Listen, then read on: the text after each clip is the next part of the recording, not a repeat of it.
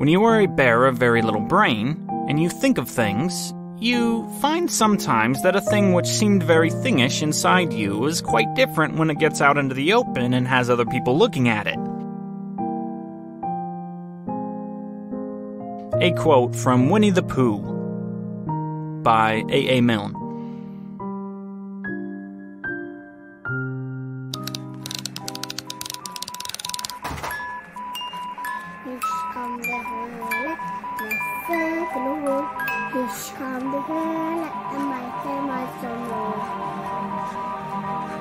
Solve the World, a fictional adventure told in 100 episodes.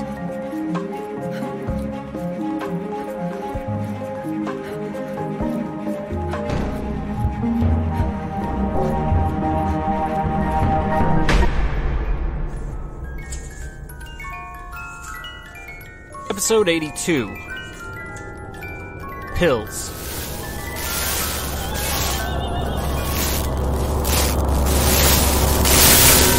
The first flight out, 6 a.m. to Trieste, Italy, had Jenna Finn aboard. High in the air above the clouds looming over North America and subsequently the Atlantic Ocean, Jen had a lot to think about.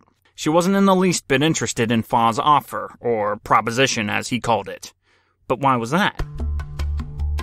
She started her journey in search of an answer to the biggest questions of life. Miles seemed confident he'd found them.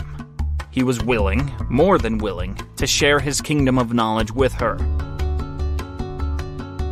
All she needed to do was accept the offer.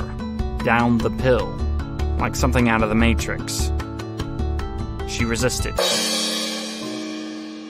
Jen wasn't quite sure she could pin down her prime rationale for rejecting Miles's offer. There were plenty of reasons to choose from. How could she gauge which was paramount? Jen might not be able to make a final distinction, but we can. Jen was always going to reject Miles's offer. He could have offered her the resurrection of all those she missed most. Lorna von Schloss, Tiff, Mary Margaret, Joseph Further, Recep Heller, Marshall Winston. He could offer all this, undo any of Jen's boo-boos along the way. And she still would have said no.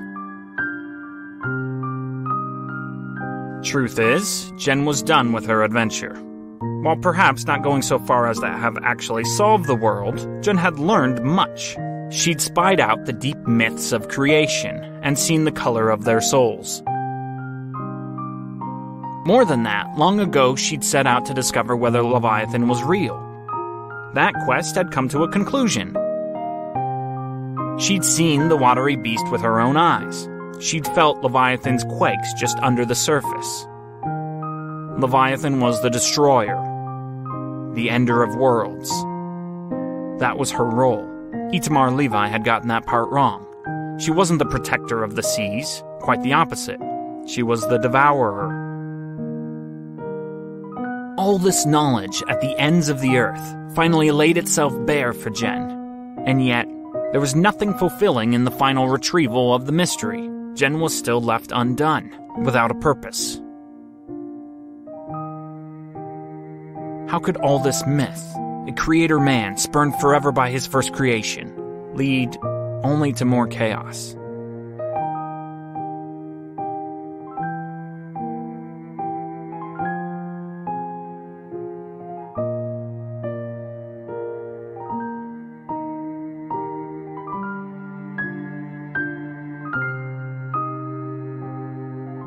Jen didn't know the answers to those questions. All she knew for certain was the void in her heart. That's why she decided to become plebeian. With a new face, which, it should be stated, broadened her nose only slightly, yet resulted in a clearly uglier visage, and a new identity, Jen sought out regular Joe work. Staying with Atticus and company wouldn't suffice. Their town was too small. So she moved to the big city. New Orleans was left yet uninhabited, so the only big town left in Louisiana was Shreveport in the north. Once there, Jen found quick employment at a casino. The building was old, the ownership new. Chance Casino, one of many owned and operated by the South African self-made investor Nixon Chance. Despite the odd name, Nixon was a lady of quite good repute. Her story goes well beyond the pages of Solve the World, however. so we must not spend much time analyzing her fortune, and her motivations moving forward. Suffice it to say, in the coming years, Nixon Chance's financial empire would inflate. Her influence doubly so. She'd have the United Nations eating out of her hand by the end of the decade. History books would come to think of her as the prime architect of the rebuilding and restoration of the world economy after the plague and the bombs. Again, for our purposes, one only need know that Nixon Chance bought up and reopened a series of casinos across the earth in the wake of World War III. Jennifer Dash, aka Jenna Finn, was a prime recipient of Chance's ambition. Jen started as a server. She'd go around serving free drinks all night long. It wasn't the most luxurious experience, but it was work. It paid the bills. After a couple months working the lines in Shreveport, Betty came to live with Jen. And for a short season, life was swell. Serving beers to slot machine addicts can only be endured for so long. Jenna Finn actively sought out a promotion. She began working with cards. Every day before or after work, she'd befriend the card dealers and took on various unofficial apprenticeships. 6 months into her stay, Jen got the call. There was an opening for a novice card dealer at another one of Nixon Chance's casinos. This one was far away, though, across the ocean. Jen didn't care where it was. She'd move to Timbuktu if need be. Portorož, Slovenia. That was the location. Slovenia barely had 2 million people in it before the plague. Now, it boasted closer to 200,000. 1/10 of what they were. 9/10 of a whole people group. Just gone. Nevertheless, Portorož, a tourist town nestled on the east coast of the Adriatic, stood as a major hub for migrants and as a traffic stop for the rest of the Balkans. People migrated all about. Not just north or south. Everyone went everywhere. Folks tended to return to their roots, have Syrian heritage but endured the plagues in Sweden. As soon as the dust settled, you were taking your family back to Syria. If you were a, say, Lithuanian doing business and living in South America, instinct spindled through your blood and you decided to head home, often through the small nation of Slovenia on the way. And hey, while you're there, why not check out the posh, newly remodeled Chance Casino? A sign of the new world's exuberance moving forward, with some gorgeous Adriatic view suites to boot. Your luck has to change for the better soon, right? Why can't Lady Luck shine on you for once? And why can't that happen at a casino? Sounds like justice to me. Sounds like a plan. Jenna mostly dealt at a baccarat table. She liked it, a lot. Jennifer Dash had a natural knack for cards. The idea of dealing out cards stoically whilst getting to watch a player's fate unspool was also eternally scintillating to Jen, known as Jenna. In this way, then, Jenna's life was good. The Trieste airport is just 45 minutes from Jenna's flat, and only 20 from the Italy-Slovenia border. Her friends Petra and Nate picked her up. Jenna met Nate at work. He was an even better card dealer than she was, and from day one made her laugh with his impressive card tricks. His humor fit Jenna's, so the two got along sparklingly well. Petra, Nate's girlfriend, was far more rambunctious and active than Jenna's workmate. While he tended to mope, she was all energy and action. The two fit well together, a yin and yang relationship. Jenna liked each in equal measure. She'd confessed the bare essentials to them both about Atticus, that they had something of an on-again, off-again relationship, and that Jenna needed to go to his wedding to get closure.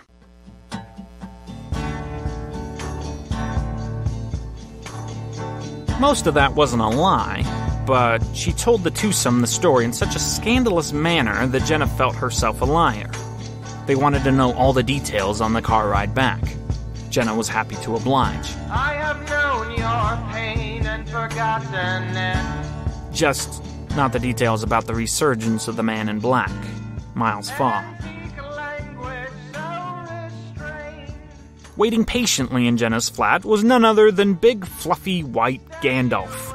He jumped up on his hind paws and reached up with all his might to lick his master stupid. Jenna had always wanted a companion, and Gandalf fit the bill like no one else. He was the perfect compatriot. Slovenia is a great country to have a dog, as it's eminently walkable, with thousands of smells to intake and abuse, with very few snakes to worry about. Plus, Gandalf loved to swim. On mornings when she wasn't working, Jenna would strut down to the rocky shore, wherein an over-eager Gandalf, named after the wizard because of the resemblance of his long curly white fur to that of a beard, would pounce headfirst into the mild waves of the Adriatic. Jenna found the sea peaceful. Over time, she came to see that it was a moody creature. Some days the sea was angry, other days timid, and, Jenna swore this was true, on a perfect sunny day, sometimes the sea seemed truly, exuberantly happy. Just happy. Gandalf and the Adriatic were Jenna's two good friends.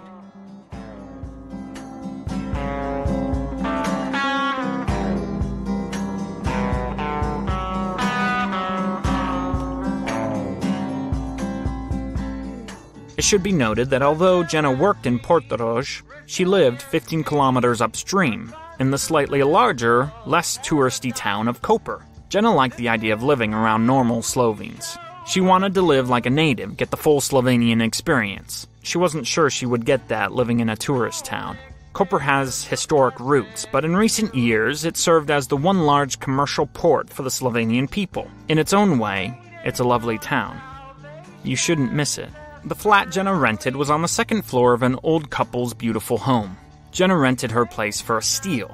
The view alone from her porch in the morning was worth every cent of rent. Coincidentally, Jenna's landlords could speak Slovene, Italian, and German fluently, but not a speck of English. It seemed to Jenna that every Slovene under 40 spoke English more fluently and poetically than she did. But the older generation, not so much. It was nice to have Nates and Petra around, who also lived in Koper, just a block or so down the street, to help interpret the conversations with the landlords once in a while. Jenna, honestly, was trying to learn the language, but the going was tough. And it didn't help that 90% of the people she met could converse with her in English just fine. Learning a whole language just to communicate with the landlords wasn't the best motivation in the world.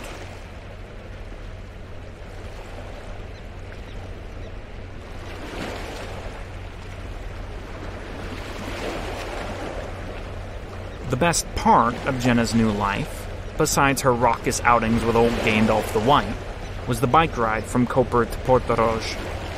She followed the seaside most of the way. The coastline was quite hilly, so the bike route was no walk in the park. It took some actual exertion.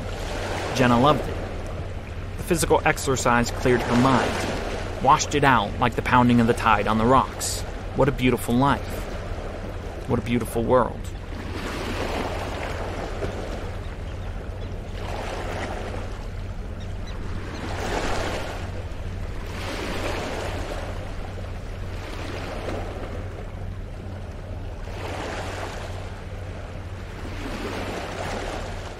The first full day back in Slovenia after the wedding, Jenna worked a day shift. Biking back home around 9 p.m. gave her a beautiful view of the sunset. Gorgeous. Really.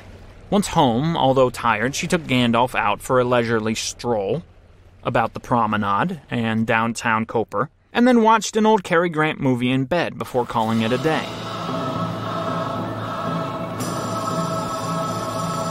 Except the day itself wasn't calling it a day. It wasn't done with her.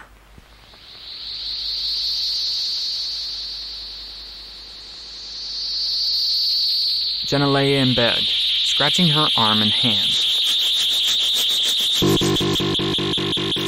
Instinctively, at first, and then chaotically, irrationally, scratching with fingernails out, so hard she began to draw spurts of blood.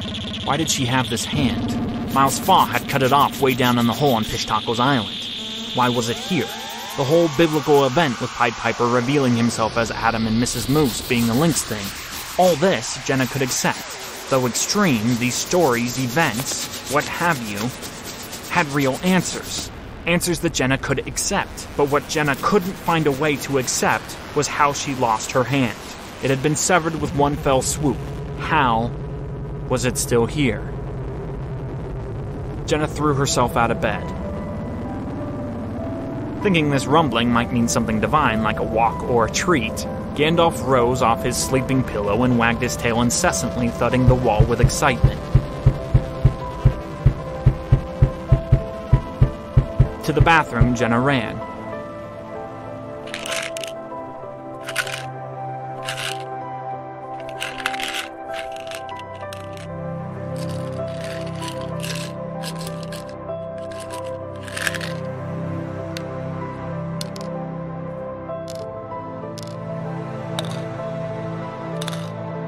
From the bathroom cabinet, Jenna grabbed a pill out of a medical bottle and scarfed it down without any water.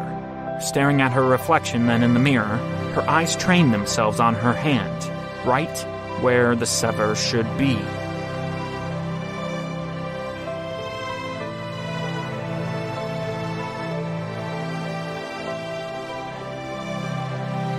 Rustling through her flat, eventually she found a Sharpie, and then returned to the bathroom. Painstakingly, she drew a line around her wrist, in permanent marker, right where the hand should detach, right where it shouldn't be. Why was it still here? Why was it still here? Why was it still here? Why was it still here? Why was it still here? Why was it still here? Why was it still here? Why was it still here? Manic thoughts overcame Jenna. Like a broken record, the question played out and played out. There was only one answer that made any sense. It shouldn't be. There should be no hand. Why was it still here? There should be no hand. Why was it still here? There should be no hand. Why was it still here? There should be no hand. Why was it still here? There shouldn't be a hand. Why was it still here? It doesn't have to be. Over and over again, Jenna's knees gave way. She crumpled to the tiled floor of the bathroom. Gandalf did his best to comfort Master, licking her face like it was hiding liters of honey just below the surface. If only he licks thoroughly enough. Jenna couldn't help but smile. She put her arms around her furry beast. The two of them found comfort in each other's presence, and there, on the floor of the bathroom, Jenna found some rest that night. No work the next day. Jenna took Gandalf to the sea mid-morning, and stayed there till evening when she shared Burek fast food with Petra over dinner. Night fell. Another old movie in bed.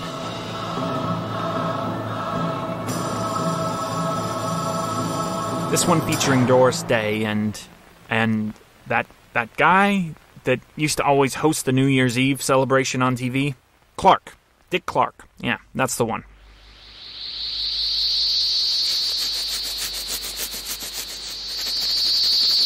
Shortly after the film's conclusion, the scratching returned. Run to the bathroom, down a pill, stare at your bloodshot eyes, stand there, scratch at the marker line, scratch, and scratch, and scratch. Bloodshot eyes. Take another pill. Stare. Scratch. Why is it still here? There should be no hand. Why is it still here? There should be no hand. Why is it still here? There should be no hand. Why is it still here? It doesn't have to be. The girl, known as Jenna Finn, zombie walked to the kitchen. She pulled out a knife, walked back to the bathroom. Stare at your reflection, why don't you? What do you see? Bloodshot eyes. Knife to hand. Jenna pretends to cut her hand off at the wrist, slowly, right along the permanent marker line. Is this happening? Is this real? Why is it still here? Why does it remain? It shouldn't be here. Look at yourself, Jenna. Jen, Naime, whoever you are. Look at yourself. Do you like your reflection? This girl with a new nose and a returned hand, magically? What are you living for, new girl? Why are you still here? She was gonna do it. Do it. Do it. Blade to skin. Just cut. It'll be easy. Just do it. Do it. Do it. Why is it still here? Do it. She closed her eyes. In the darkness behind her eyelids, she found the answer. Yes. Yes. Yes. I need to do this. I need to free myself. Jenna, breathe in. She raised the knife.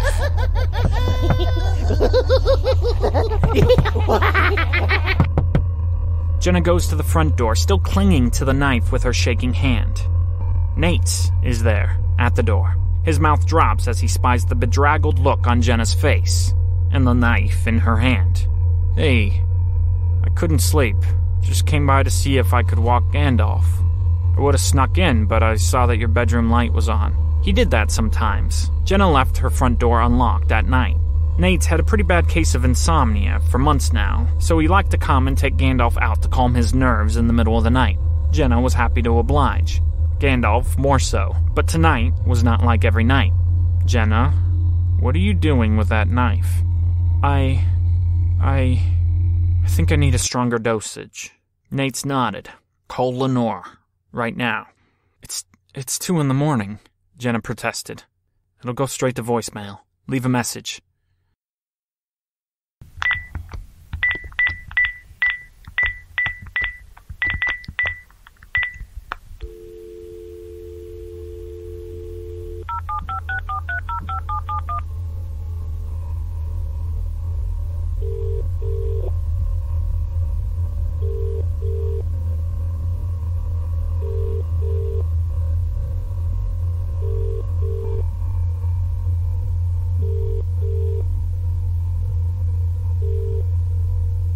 Hello, Dr. Kotnik?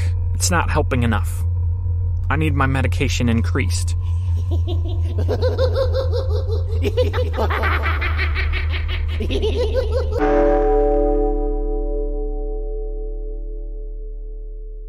All music and sound effects in this episode and every other episode of Solve the World are appropriately attributed on DanteStack.com under our show notes page on Solve the World.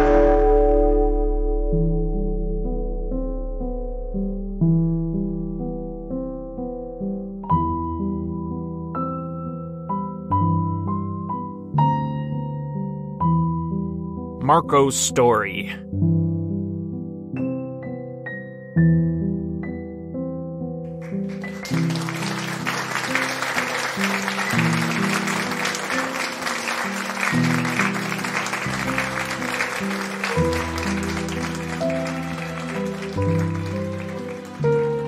You're George of the Jungle, Tarzan, the bushman from the outer reaches of the bush. Well, not really. You see yourself as normal, okay? More than normal, maybe. When you look in the mirror, you see in yourself the prototype of the modern, average man. A Joe for all seasons. That is the way you see yourself at 17 years old.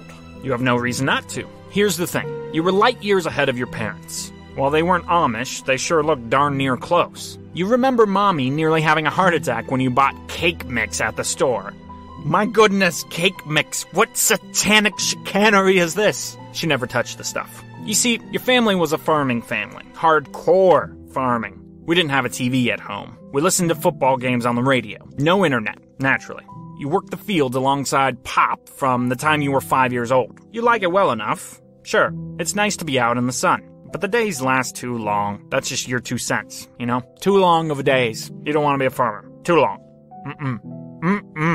You managed to watch just a few movies growing up. Staying over at your friend's house, of course. The one bar in the village 10 kilometers away had a TV, but Pop didn't drink. Said his dad was an alcoholic. The no good came from that Scheinschmier. That was his phrase for drunk. Scheinschmier. For instance, a drunkard had a Scheinschmier on his face. That was how Pop described these things. All this to say that when you weren't working the fields, you were playing in them. The fields were your best friends. You played Star Wars day and night out there, in the fields. Star Wars, of course, being one of the few films you saw at your friend's house. Now, on the road to the hamlet where you'd sell excess crops at the market on Saturday mornings, there was a billboard. Most Saturdays, Pop was using the car, so you either hitchhiked a ride into town, or you walked. You remember it well, especially when walking. You'd have plenty of time to stare up at the thing. The billboard. Only one in town. Which, it must be mentioned, you'd never been to the city. The hamlet, the town, the place with the one bar, one restaurant, and one small hotel was the biggest mass of humanity you'd ever visited until you were 18. I know. So, this billboard, besides the radio and Star Wars, was your ticket to the big wide world. It was your window. Your one window. It was a Coca-Cola billboard. Simple. Just bright red, the font in white. All it said was, Coca-Cola. And then beside it, the word, always. Always. This message was a miracle. Always, always, Coca-Cola. Always is a long time, my friends. It was there, in the din of that message, that you saw your path in life. You had to do this. You had to tell the story. Spread the good news! Coca-Cola. Always. This led to the big fight. You're the eldest born son of a farmer. Pop's dad was a farmer, and Granddad's pop was a farmer before him, and Granddad's dad's pop before that. You are named Marco, just like your pop, and his pop before him, and his before his, and so on and so forth. Always. Always farmers. Always Marcos. But here was a revelation for you. Also, always Coca-Cola. What are you gonna do with all these always colliding? You're gonna move out. That's the decision. Go to the big city. You are going to be a billboard maker guy. Billboard man, they'll call you. Get him on the phone, they'll say. The billboard man. Before long, it'll be your furrowed brow winking at the children walking to the market from way up high on your billboard. That one word on your billboard encapsulating your ascension. Always. Always, billboard man. Always. Billboard man. That's the dream. You fight and fight and fight with your pop and mommy, and eventually, you spoil Pa's dream of passing on the big family biz and getting to relax a bit so that you can become the always you've always wanted. You move to the big city to be a marketer. Marco the marketer. A madman, if you will. Problem is, you don't know anything about marketing, or society, or culture, or phones, or TVs, or any technology that doesn't involve husking a stalk of corn. But this is not a story about how your life got turned upside down. I don't want to take a minute. You don't need to sit right down. The stories of overcoming cultural barriers are always so boring. With one exception. The bathroom culture. You had an outhouse growing up, okay? You're familiar with how toilets work. You're modern. At least enough to understand toilets. You've used them countless times. The toilet, my friends, is not the problem. Nor is the sink. You get sinks. Sinks are easy enough to understand. What turns out to be actually mind-numbingly befuddling is the urinal. You women have probably seen them on TV, right? Or stepped into the wrong bathroom a time or two. But here's the thing. They seem simple, but are quite intimidating. Let me give you the setup. You get a job as an unpaid intern. You're sleeping on a distant relative's couch, biking to work every morning, wearing the same slacks and button-down every day. Your only pair of nice pants. You walk into the bathroom. It's your first day. You know jack squat about anything. So you're trying to keep your mouth shut. Just mosey about your business, do what people tell you to do. But this urinal, how does it work? You're unsure at first in the bathroom, whether it's for your pee or some sort of portable shower. Maybe it's a foot washer. Or it's a foot washer and a hand washer simultaneous? A body part washer? Is it some kind of bidet? Maybe you still poop in it? The first time you choose to ignore it. Run straight for the El Baño. Second time, you do likewise. But the third time, one of your many bosses, you're an intern, remember, so everyone's your boss, goes in the same time as you. He beelines for the urinal. You pretend to just have to wash your hands so that you can get a front row view of this thing in action. So you're watching him, right? He walks up to it, unzips his fly, and spits. As soon as he spits, he begins peeing. Okay, you're entranced. You're watching this. The boss catches you watching him. Ugh. He smirks and says, "Always gotta test the waters first, huh?" Thinking back now, you assume he was making a comment about how you waited for him to pee first. That was what he meant by testing the waters. But at the time, you're quite sure of his meaning. He's teaching you. You're an intern, so he teaches you. That's a boss's job. Teach the interns. He's teaching you this. Before you pee into the urinal, you spit. That's the custom. You test the waters. You spit. That's how you test the waters. Always. You try it out. It's not bad, these peeing receptacles. You spit, free your stream, and have a good day. You come up with 1,000 reasons in your head why one must spit before he pees into the white goblet. Maybe it's to test the device somehow. Maybe a movie star made it famous in some flick and now every man worth a darn follows suit. Whatever the reason, you're the newbie. You're not here to swim against the current. You're no salmon. Billboard man didn't make a living by ruffling bathroom feathers. You spit. That's what you have to do to fit in. Spit, my boy, spit. Always spit first. So, this is how life goes. If you urinate into the urinal, you must first spit. This habit becomes absolutely second nature to you. Gotta pee? Better spit first. Urinal, unzip, spit, pee freely, repeat as necessary. Add to this the advent of never-ending cups of coffee available at the workplace, and bada bing bada boom, you're spitting and peeing 4, 5, 6 times a day. Hallelujah! 3 months into your cultural spit fest, you realize something. When you have to pee, you salivate. Even before you stand up from your desk to go, your mouth is watering, filling up with the juice that enables your peeing. Remarkable. You've become Pavlov's dog. This isn't even analogous to that. It is that. You're salivating. When you gotta go, now you gotta spit. It's not just you spit for custom, you have to spit. The water's just seeping out of your mouth. It is overflowing. It is a gushing river. You have to let it go. Every time. It gets worse. You have to poop. Well, that's a job for old number 2 machine, Mr. Toilet. Not Sir Noble Urinal. You bandy on into the bathroom, past the urinal. You're about to drop your drawers and plop the kids off at the pool when you realize it. You're salivating. Before you can stop yourself, you spit into the toilet bowl. Patooey! Plunk goes the little spit wad. Now you realize it. You've got a certifiable problem on your hands here. This seems like a high price to pay, this spontaneous salivating. But oh well, it acclimated you to the cultural zeitgeist. Men in the big cities spit before they pee. When in Rome, always Coca-Cola. Then the big day comes.